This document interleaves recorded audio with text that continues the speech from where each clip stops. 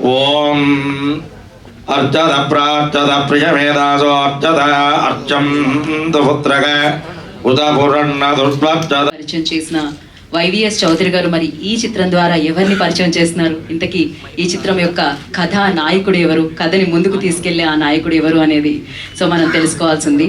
And దానికి గాను ముందుగా the dynamic director YVS Chowdary గారిని మాట్లాడాల్సిందిగా కోరుకుంటున్నాము ఆఫ్టర్ దిస్ పిక్చర్.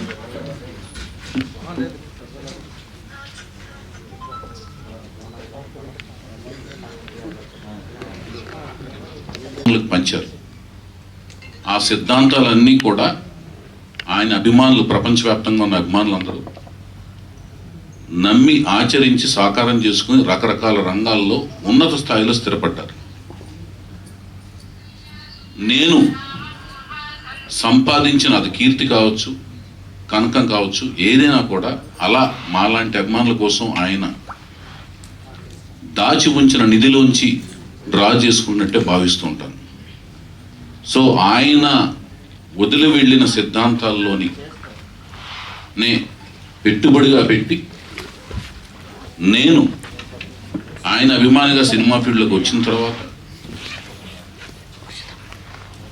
హీరోగా ఎవరిని పెట్టుకుని సినిమాలు తీయాలి అని నాకు దర్శకుడిగా అవకాశం వచ్చిన తర్వాత అక్కినేని నాగార్జున గారు, అన్నపూర్ణ స్టూడియోస్ అధినేత అయిన అక్కినేని నాగార్జున గారు, చౌదరి నీకు నేను దర్శకత్వ శాఖలో దర్శకుడిగా నీకు అవకాశం ఇస్తున్నాను, నువ్వు ఎవరు కావాలి, హీరో కథానాయకుడిగా ఎవరు కావాలి అని అడిగినప్పుడు, సార్ నేను కొత్త వాళ్ళని పరిచయం చేద్దాం అనుకుంటున్నాను సార్. అదేంటయా నేను అవసరం లేదా అని ఆయన నేను సెల్యులాయిడ్ సైంటిస్ట్ అని పిలుచుకుంటూ ఉంటాను. ఎందుకంటే ఒక నల్ల కళ్ళోడు పెట్టుకుని అక్కినేని నాగార్జున గారు అందరినీ పరిశీలిస్తుంటాడు, మనకు తెలియదు ఆయన ఎవరు చూస్తున్నారో కూడా తెలియదు యూనిట్లో. సో ప్రతి ఒక్కళ్ళలోని టాలెంట్ని పరిశీలిస్తూ చాలామందికి ఆయన ఆ సంస్థ కానీ ఆయన కానీ చాలామందికి లైఫ్ ఇచ్చారు. సో నేను అవసరం లేదా అని అడిగారు. మీరు అవసరం లేదనే మాట నేను అనండి, నేను కొత్త వాళ్ళని పరిచయం చేద్దాం అనుకుంటున్నాను. ఆ సమయంలో కొత్త వాళ్ళతో సినిమాలు పెద్దగా తీయటం కానీ ఆదరించడం కానీ అనేది పెద్దగా జరగట్లేదు ఆ సమయంలో. పెద్దగా ఆ జరగని సమయంలో ఇంత సాహసోపేత నిర్ణయం తీసుకోవడం, నేను తీసుకుంటే కూడా పెట్టుబడిదారుడు ఆయన నా మీద పెట్టుబడి పెట్టి సినిమా తీయాలి. ఆ నెక్స్ట్ తదుపరి సంవత్సరంలో ఆయన సుమంత్ గారిని కూడా పరిచయం చేస్తున్నారు. దానికి ముందు కొత్త వాళ్ళని పెట్టి సినిమా అంటే ఆయన ఏమీ సంకోచించకుండా అలాంటి ఆలోచనలకు తావివ్వకుండా ఆయన పరిచయం చేశారు. అలా నా కొత్త వాళ్ళని పరిచయం చేసే జర్నీకి సపోర్ట్గా అండగా నిలిచిన అక్కినేని నాగార్జున గారికి, నాకు అవకాశం ఇచ్చిన అక్కినేని నాగార్జున గారికి నేను ఎంతో రుణపడి ఉన్నాను. వీటన్నిటికంటే ముందు గుడివాడ పట్టణంలో నేను ర్యాంక్ 1 స్టూడెంట్ని, అలాగే హిందీ కూడా ప్యారలల్గా ప్రాథమిక, మాధ్యమిక, రాష్ట్ర ప్రవేశిక, విశారద పూర్వార్ధ, ప్రవీణ అలా చదువుతున్న రోజుల్లో 9వ క్లాస్కి వచ్చే టైంలో ఆ ర్యాంక్ 1 స్టూడెంట్ అలా క్లాసు అంటే స్కూల్ టాపరు, టౌన్ టాపర్గా వచ్చిన వాళ్ళల్లా ఆ 9th క్లాస్ వచ్చే టైంకి వేటగాడు సినిమా రిలీజ్ అయింది. అప్పటికి నేను సినిమా పట్ల పిచ్చి పాకాన పడింది. రామారావు గారి అభిమాని నుంచి టౌన్ వైడ్ ఫ్యాన్స్ అధ్యక్షుడిగా ఒక ఉన్నత పదవిని సాధించడం అనే స్థాయికి ఎదిగినట్టుగా నాకు అనిపించింది. ప్రపంచవ్యాప్తంగా ఉన్న దేశాల ప్రెసిడెంట్స్ కంటే కూడా ఇది ఒక ఉన్నత స్థానంగా భావించే అంత పిచ్చి పరాకాష్ఠకి వెళ్ళింది. అంటే ఆ వ్యామోహం అంత పరాకాష్ఠకి వెళ్ళింది. చక్కగా పైన 3 బట్టన్లు ఇప్ప తీసుకుని రామారావు గారి ఫ్యాన్స్ ప్రెసిడెంట్ని అని గర్వంగా తిరుగుతుండేవాడిని. ఆ సమయంలో నేను రాఘవేంద్రరావు అభిమాని కూడా అయ్యాను. అనుకోకుండా ఆయన దగ్గర తర్వాత తదనంతర కాలంలో ఆయన దగ్గర అసిస్టెంట్గా చేరడం నా అదృష్టం కింద భావిస్తున్నాను. ఆ సాంగ్స్ చూడటం కానీ 62 రోజులు ఆడితే మా గుడివాడలో వేటగాడి సినిమా నేను 59 సార్లు చూశాను. నాకు ఇష్టమైన రాఘవేంద్రరావు గారు మా గురువు గారు, అలాగే నేను ఎంతో అభిమానించే మా రాఘవేంద్రరావు గారు మా గురువు గారు, నేను ఎంతో అభిమానించే రామారావు గారు, నేను అభిమానించే శ్రీదేవి గారి కలయికలో చూసిన సినిమా 62 రోజులు ఆడితే 59 సార్లు చూడటం. ఆ తదనంతరం మేము అనుకునే టైంలో మాకు ఆ టైంలో ఎవరు కూడా ఒక హీరోకి వారసుడు సినిమాలోకి వస్తారనే ఆలోచన ఎవరికి పెద్దగా పబ్లికేషన్ అయ్యేది కాదు. అలా వచ్చిన వాళ్ళల్లో మొట్టమొదటగా రామారావు గారి అబ్బాయి హరికృష్ణ గారు కృష్ణ అవతారం ద్వారా చిన్న కృష్ణుడి కింద యాక్ట్ చేశారు. తదనంతరం తాతమ్మ కళలో తెల్ల పెళ్ళంలో ఆయన బ్రహ్మం తాత చెప్పిందని ఒక క్యారెక్టర్ త్రూడ్ సినిమాలో ఉండే ఒక క్యారెక్టర్గా వాళ్ళ రామారావు గారి నాన్నగారి కోరిక మేరకు ఈ 2 పాత్రలు రామారావు గారు ఆయన చేత పోషింపజేశారు. తర్వాత తాతమ్మ కళలో నందమూరి బాలకృష్ణ గారు అరంగేట్రం చేశారు. 1974 రిలీజ్ అయింది ఆ సినిమా. 75లోకి కూడా మళ్ళీ రిలీజ్ అయింది. సో ఆ తాతమ్మ కళ వచ్చి దాని తదనంతరం 75లో అన్నదమ్ముల అనుబంధం వచ్చిన తర్వాత నందమూరి అభిమానులు అందరూ కూడా ఒక యువ కెరటం రాకపోతుంది. మనం రామారావు గారి తదనంతరం అంటే ఫ్యాన్స్ మూడు ఇప్పుడు అలాగే ఉంటుంది. బాలకృష్ణ గారికి అభిమాన సంఘం కొనసాగించాలి అంటే దిశానిర్దేశం ఏమి ఉండదు. మనం వెళ్ళి జాబులు చేయాలి, మనం వెళ్ళి ఆ పదవులు, మనం వెళ్ళి ఇంకేదో చేయాలి, ఇంజనీర్ అవ్వాలి, డాక్టర్ అవ్వాలి, అలా ఉండదు. అభిమాన సంఘాల ఆలోచన ఎంతవరకు ఉంటే అంటే పరిమితం అవుతాయి. రామారావు గారి తర్వాత మళ్ళీ ఆయన వారసుడిని మనం ఫాలో చేసుకోవాలి. అంతవరకే మన మనస్సు స్థాయి ఉంటుంది, అంతవరకు ఆలోచించగలిగే శక్తి సామర్థ్యాలు అంతవరకే ఉంటాయి, పరిధి అంతవరకే ఉంటుంది. అట్లా మేమందరం అనుకుంటున్న టైంలో బాలకృష్ణ గారు ఒక యువ కెరటం లాగా అనిపించి అందరం అదే ఊపులో ఉన్న టైంలో అనుకోకుండా రామారావు గారు పాలిటిక్స్లోకి రావటం, ఏ ప్రిపరేషన్ లేకుండా బాలకృష్ణ గారిని గురించి మరి బాలకృష్ణ గారిని రంగప్రవేశం చేసే ఒక ఆలోచన, ఆయన ఏం ఆలోచించకుండా సడన్గా ఆయన రాజకీయాల్లోకి వచ్చేయడం, ఆయన గురించి ఏం ప్లాన్ చేయకుండా వెళ్తే అందరం వెళ్ళి అడిగితే వారు BA చదవాలి, వారు BA చదివిన తర్వాత వస్తారు అని ఒక ఆలోచన అలా వదిలేశారు.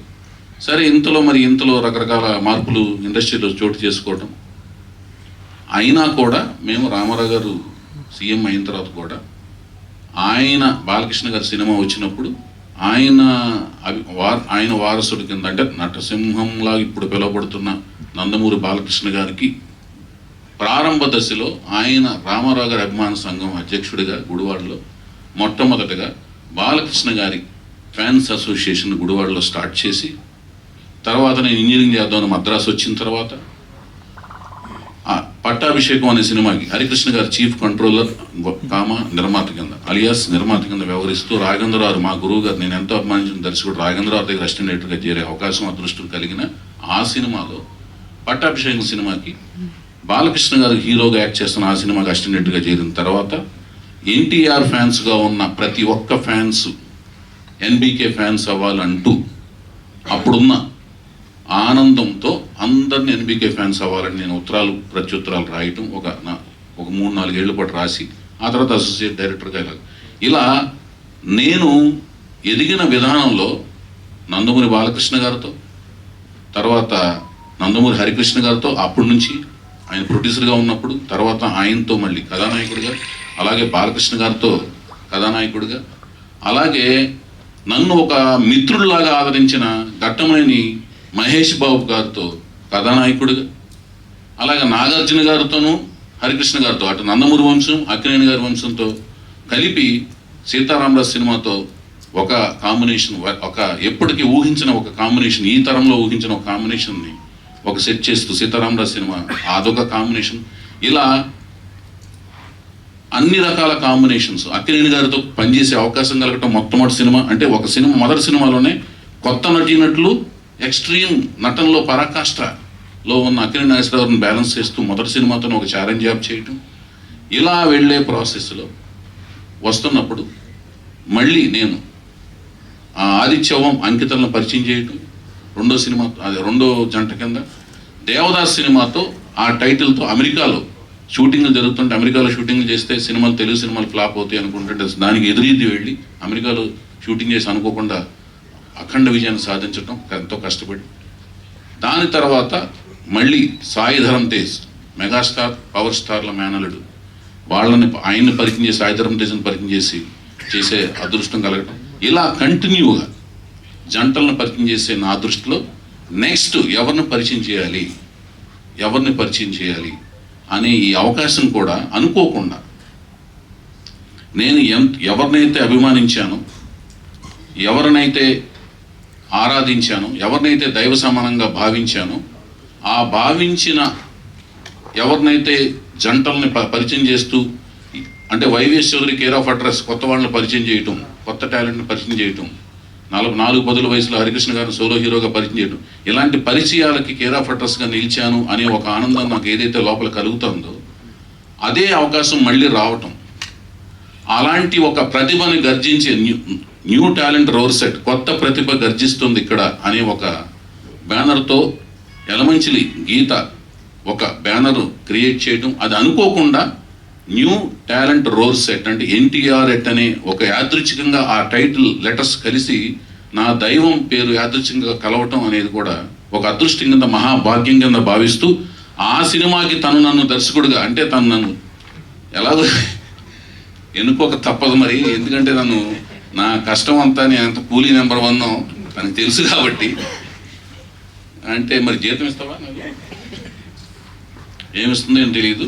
తను నన్ను ఎన్నుకోవటం, అది అక్కడ న్యూ టాలెంట్ రోర్ సెట్ అని పెట్టినప్పుడు నేను కొన్ని సలహా సంప్రదింపులు నన్ను అడిగినప్పుడు, క్రియేటివ్ ఇన్పుట్స్ ఇచ్చినప్పుడు, రామారావు గారు వచ్చిన కొత్తలో పాత్రల పేరు చేస్తున్న టైంలో ఆయన కొత్త టాలెంట్ అనమాట. అప్పుడు జానపద చిత్రాలు కేర్ ఆఫ్ అడ్రస్ నాగేశ్వరరావు, కీలుగురం కానీ అలాంటి ముగ్గురు మరాఠీలు అలాంటి సినిమాలు చేస్తున్నప్పుడు, అప్పుడు జానపద చిత్రంలో కొత్త టాలెంట్తో ఆయన వచ్చి మొసలిని చంపి ఆశీర్వాదం, అందులోంచి వచ్చిన దేవత ఆశీర్వాదం పొంది మాంత్రికుడిని చంపటానికి అప్పుడున్న ఆ బాడీతో ఆయన వస్తూ కత్తిని అలా పట్టుకుని, బట్టలు ఒక చేత్తో పట్టుకుని అలా చూస్తున్న ఒక మనిషి, నొక్కులు జుట్టేసుకుని ఉంగరాల జుట్టుతో 6 పలకల దేహం ఇప్పుడు అంటున్నారు కానీ ఆ దేహదారిద్ర్యంతో వస్తున్న ఒక మనిషి నుంచున్నాడు. కింద అహమస్మి యోధ, నేను ఒక యోధుడిని, నేను ఒక పోరాట యోధుడిని, ఐఎమ్ ఏ ఫైటర్ అన్న ఒక క్యాప్షన్తో ఎన్టీఆర్ ఎట్ కొత్త ప్రతిభ ఇక్కడ గర్జిస్తుందని ఒక బ్యానర్తో నన్ను దర్శకుడిగా, తను కేవలం దర్శకుడిగా కథా స్క్రీన్పై దర్శకత్వం ఎన్నుకోవటం అనేది నా అదృష్టం కింద భావిస్తూ, దీనికి కొత్త ప్రతిభ ఎవరిని ఎన్నుకోవాలి అనే ఆలోచన వచ్చినప్పుడు, ఇప్పుడు ఇది మీరంతా వెయిట్ చేస్తుంది, ఆ పేరు ఎవరు, ఆ వ్యక్తి ఎవరు, ఇంతటి ఒక చరిత్ర అంటే నాకు, నేను ఒక ఇంతమంది జంటలను పరిచయం చేశాను, ఎవరిని పరిచయం చేస్తాను, ఇంతకాలం వెయిట్ చేస్తున్నాను. యాక్చువల్గా దాని నుంచి నా మిత్రులందరూ, పాత్రిక మిత్రులు చాలా సన్నిహితంగా స్నేహితులు, ఎప్పుడు కలుస్తుంటాం, మన ఐమాక్స్లో కలుస్తుంటాం, మీ అందరు నాకు సోదరు లాంటి వాళ్ళే. కొంతమంది మద్రాసు నుంచి పరిచయం వాళ్ళు, కొంతమంది హైదరాబాద్ నుంచి పరిచయం వాళ్ళు, వాళ్ళందరూ కూడా భయ్యా ఎన్నాళ్ళకని కొంతమంది, ఎన్నాళ్ళలో వేచిన ఉదయం అని కొంతమంది సరదాగా నన్ను పలకరిస్తుంటే నాకు ఆనందం అనిపించింది. సరే, నేను నెమ్మదిగానే, మామూలుగా అయితేనే నేను చాలా గ్యాప్లు తీసుకుని సినిమాలు తీస్తుంటాను, అదేం కాదు. జనరల్గా గ్యాప్ అనేది వస్తుంటాయి కానీ తీసుకోవాలని ఎవరికి ఉండదు, కారణాలు అనేవి ఉంటాయి. నేచర్లోనే ఎత్తుపల్లాలు ఉంటాయి, సృష్టిలోనే ఉంది, ప్రకృతిలోనే ఎత్తుపల్లాలు ఉంటాయి. ఇప్పుడు ఆ ఎవరు అనుకునే దాంట్లో నాకు అసలు నచ్చడం అనేదే చాలా టైం పడుతుంటుంది, రకరకాలుగా ఆప్షన్స్ అన్ని మారుతూ వచ్చినాయి. అలాంటి వంశములోంచే ఒక వ్యక్తిని కలవాల్సిన పరిస్థితి అనేది దేవుడు లలాట లిఖితం అనేది ఊరిని అనరు, అది రకరకాల ఆప్షన్స్లోంచి అలా జంపోతూ వచ్చి తారసపడే ప్రాసెస్లో తుమ్మల ప్రసన్న కుమార్ గారు నేను రకరకాలుగా ఆలోచిస్తున్న టైంలో నేను మా గుడివాడలో, నేను సత్యనాపురం అయితే పక్క 4వ సందులో తుమ్మల ప్రసన్న కుమార్ గారు ఉంటారు. ఆయన మా సంస్థ మేము స్థాపించిన కాడి నుంచి, అప్పుడు బొమ్మరిలు వారి సంస్థ స్థాపించిన కాడి నుంచి ప్రతి విషయంలో మాకు వెన్నుముకలాగా ఉండి మమ్మల్ని నడిపిస్తూ ఉండే ఒక డ్రైవింగ్ ఫోర్స్ లాంటి ఆయన నాకు తెలియదు, అంటే నేను అనుకునే ఒక వ్యక్తి, ఇప్పుడు నేను ఎవరైతే ఫైనల్ ఖరారు చేసుకున్నానో ఆ వ్యక్తి గురించి నాకు తెలియదు, ఆయన ఆలోచనలు ఉన్నాయి, వాళ్ళు పరిచయం చేయబడుతున్నారని తెలియదు. నేను రకరకాలుగా చూస్తున్నాను, నాకు సరిగ్గా సాటిస్ఫాక్షన్ కలగట్లేదు.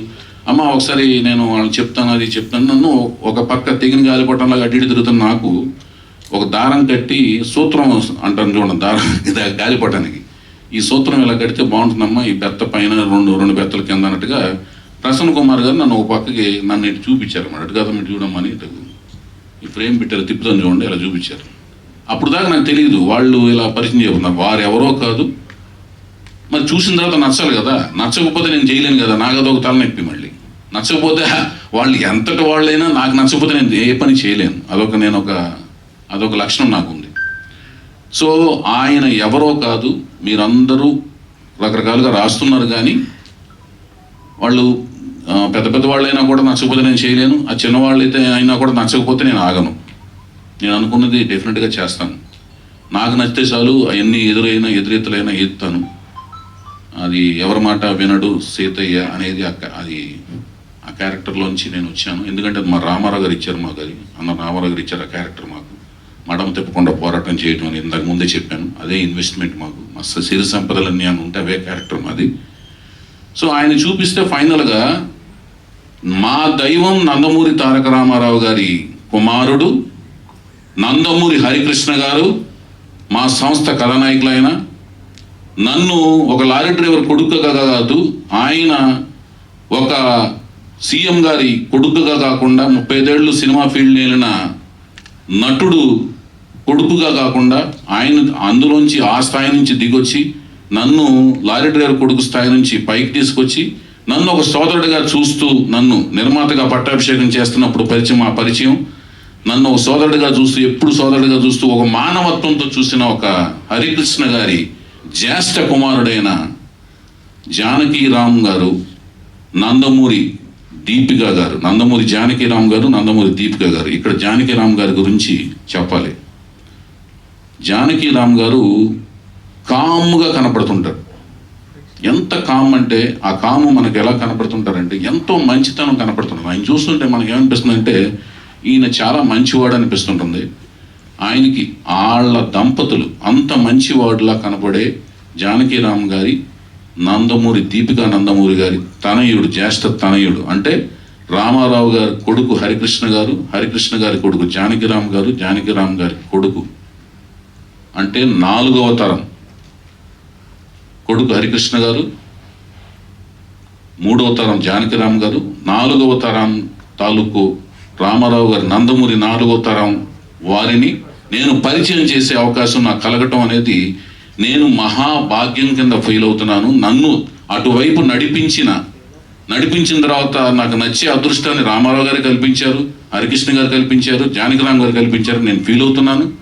అటువైపు నడిపించిన తుమ్మల ప్రసన్న కుమార్ గారికి, ఆ దిశలో సహకరించిన బాలరాజు యాదవ్ గారికి అందరికీ ధన్యవాదాలు తెలియజేసుకుంటున్నాను. ఆయన మరెవరో కాదు, అనుకోకుండా ఆ జానకీరామ్ గారు ఏ కళ అయితే కన్నాడో తన కొడుకు జ్యేష్ఠ కుమారుడికి పుట్టినప్పుడే నందమూరి తారక రామారావు అని ఆయనకి పేరు పెట్టడం జరిగింది.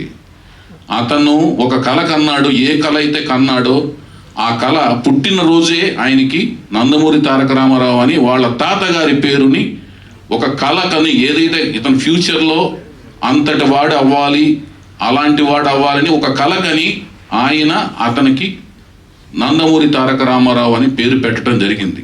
ఆ కళ అయితే కన్నాడు. ఆయన పెద్ద టైంకి ఆయన లేరు, వాళ్ళ తాతగారు లేరు, ముత్తాతగారు లేరు.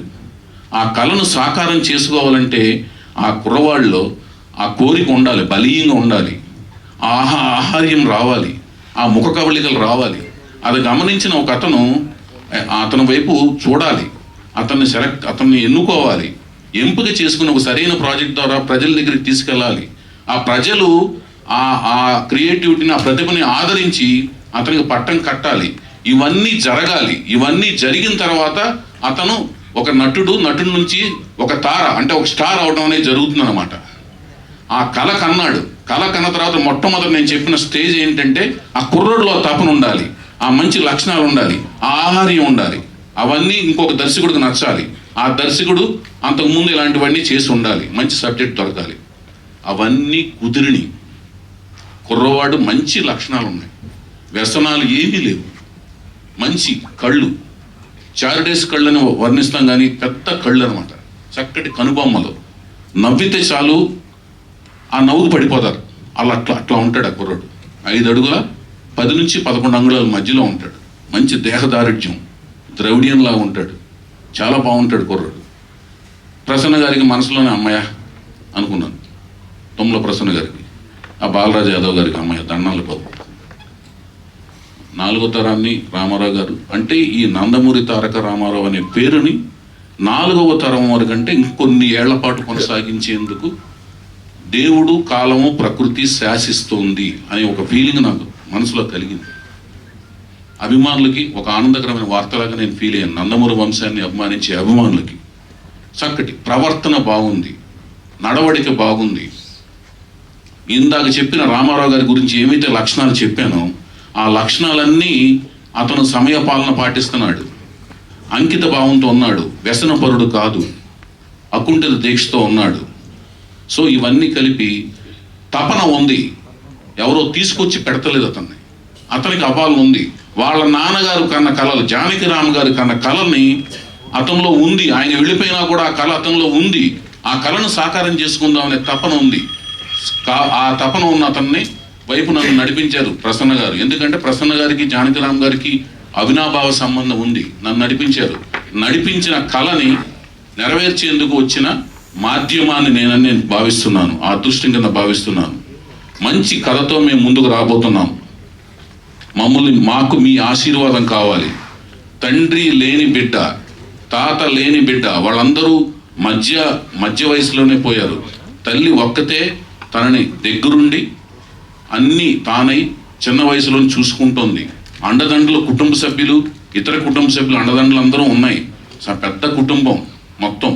నందమూరి వంశం అనగానే పెద్ద కుటుంబం, అందరూ ఆమోద ముద్ర ఉంది. అందరూ అండదండలు ఉన్నాయి. చిన్నప్పటి నుంచి కుటుంబానికి అందరూ అండదండలు ఉన్నాయి. అందరూ చక్కగా చూసుకుంటున్నారు. అందరూ అండదండలు ఉన్నాయి. అయినా కూడా నాన్న లేని బిడ్డే. అందరూ ఆప్యాయతలు, అనురాగాలు అందరూ పంచుతున్నారు. అందరూ కలిసే ఉంటున్నారు. కలిసి ఉన్నా కూడా కన్న కళల్ని నిజం చేసేందుకు ఆ దేవుడు, అప్పుడైతే హరికృష్ణ గారి నా తాతగారు ఒక కళ కంటే అది నేను అనుకోకుండా ఆ దేవుడు నేను వచ్చి ఆయన హరికృష్ణ గారిని సోలో హీరోగా నేను చేయడం కుదిరిందో, వాళ్ళ కొడుకు జానకిరామ్ గారి కన్న కళని నేను మళ్ళీ ఇక్కడే ఉండి వాళ్ళ కొడుకుని హీరో చేసే అవకాశం నాకు రావడం ఆ దైవ కృప కింద, అదృష్టం కింద భావిస్తున్నాను. నందమూరి తారక రామారావు అనే 4వ తరం పేరుని ప్రపంచానికి పరిచయం చేయడం నా అదృష్టం కింద భావిస్తున్నాను. I'm very much proud to introduce him to the Telugu silver screen. Geetha, you are lucky introducing him. And ఇక్కడ ఏంటంటే, జానకిరామ్ గారు వెళ్ళిపోయిన తర్వాత దీపికా గారు లేకపోతే పెంపకం కూడా కరెక్ట్గా జరిగిందని నేను ఫీల్ అవుతున్నాను. లేకపోతే చిన్నపిల్లలకి అటు ఇటు తెలియకుండా ఏదన్నా పెంపకం అటు ఇటు అవ్వచ్చు, మనకు తెలియదు కదా. తర్వాత ఇంకొకటి ఏంటంటే, కథానాయకుడు వరకు అయ్యింది. కథానాయకును కూడా పరిచయం చేయాలి మేము. ప్రతిసారి నేను ఇప్పటి వరకు పరిచయం చేసిన కథానాయకులంతా ముంబై వెళ్ళారు. నాకు ముంబై అంటే అన్ని భాషలు దేశంలో ఉన్నవే, అన్ని భాషలకి ఆదరణ ఉండాలి. మనం అక్కడికి వెళ్ళి మన ప్రతిభను చాటుతున్నాం, వాళ్ళు మన ఆదరిస్తున్నారు, వాళ్ళు ఇక్కడికి వస్తున్నారు, వాళ్ళని మనం ఆదరిస్తున్నాం. అందరం ఒకటి, అందరం భారతీయులమే. కానీ ఈసారి నేను ఒక తెలుగు అమ్మాయిని, ఇంతమంది బొంబాయి వెళ్ళి నార్త్ ఇండియన్ అమ్మాయిలను పరిచయం చేశాను. ఈసారి డెఫినెట్గా తెలుగు అమ్మాయినే పరిచయం చేయాలని ఎప్పుడోంచి కళ్ళకు అంటున్నాను. ఆ కళలకు తగ్గట్టుగా ఒక మంచి తెలుగు అమ్మాయి కూడా నా కంట్లో పడింది. చాలా అద్భుతంగా ఉంటుంది అమ్మాయి. చక్కటి ముఖ కవళికలు, చక్కటి తెలుగుదనం, చక్కటి అందమైన ఫీచర్స్, మంచి కళ్ళు, చక్కటి కేసు సంపద, చక్కటి హైటు అన్నీ ఉన్నాయి. ఆవిడని కూడా మంచి ఇలాంటి ఒక అకేషన్ చూసుకుని ఆవిడని కూడా మీ అందరికీ పరిచయం చేయడం జరుగుతుంది. ఈ అకేషన్ ఓన్లీ నందమూరి తారక రామారావు గారి కోసం, ఆ పేరుని పరిచయం చేయడం కోసం. అతను ఎవరో కాదు, మా రామారావు గారి ముని మనవడు, మా హరికృష్ణ గారి మనవడు. అది ఈ రోజున, ఇంతకుముందు నేను చెప్తున్నా, మా యువరత్న, నటరత్న వారసుడు, నటవారసుడు యువరత్న బర్త్డే రోజు, జన్మదినం రోజున అనుకోకుండా ఈ రోజున మేము ఇది ఆయనకి పండగ రోజైన ఈ రోజున, జన్మదిన రోజున ఈ విశేషాన్ని మేము ప్రకటింపజేసుకోవడం అనేది మా అదృష్టం కింద భావిస్తున్నాము. నందమూరి తారక రామారావు మా సినిమా హీరో. మా సినిమా అంటే నేను దర్శకత్వంలో చేయబోతున్నా. మా యలమంచిలి గీత ప్రొడ్యూసర్గా వ్యవహరిస్తున్న, తనని వెనక నుంచి నడిపిస్తున్న అమెరికా ఫైనాన్షియర్స్ అండదండలతో నిర్మాతలు, ఈ నిర్మాతగా వ్యవహరిస్తున్న ఈవిడికి అమెరికా నుంచి అండదండలు ఇస్తున్న చాలామంది శ్రేయోభిలాషుల సన్నిహితులు, వాళ్ళ యొక్క అండదండలతో నడిపిస్తున్న ఎగ్జిక్యూటివ్ ప్రొడ్యూసర్ ఎవరు? రమేష్ అత్తిలి గారండి ఈ మూవీకి ఎగ్జిక్యూటివ్ ప్రొడ్యూసర్. మా సన్నిహితులు, స్నేహితులు, శ్రేయోభిలాషులు అందరి అండదండతో మీ మూవీని, మా ఫస్ట్ ప్రొడక్షన్ స్టార్ట్ చేయబోతున్నామండి. మీ అందరి ఆశీస్సులు ఉంటాయని మేము పూర్తిగా నమ్ముతున్నాం. Thank you. ఇదండి అన్నగారు, దిస్ ఈజ్ వాట్. ఇప్పుడు so thank you so much. ఎక్కడ విన్నా ఎన్టీఆర్ పేరే వినిపిస్తుంది. బ్యానర్ పేరు NTR at, and NTR you know ఆ పేరుతో హీరో రాబోతున్నారు, న్యూ టాలెంట్ రాబోతుంది, 4వ తరం రాబోతుంది ఎన్టీ రామారావు గారి వైపు నుంచి, వారి ఫ్యామిలీ నుంచి. And congratulations. చెప్పండి. ఇంకొకటి ఉందండి, ఇప్పుడు అసలు ముఖ్యమైన విషయం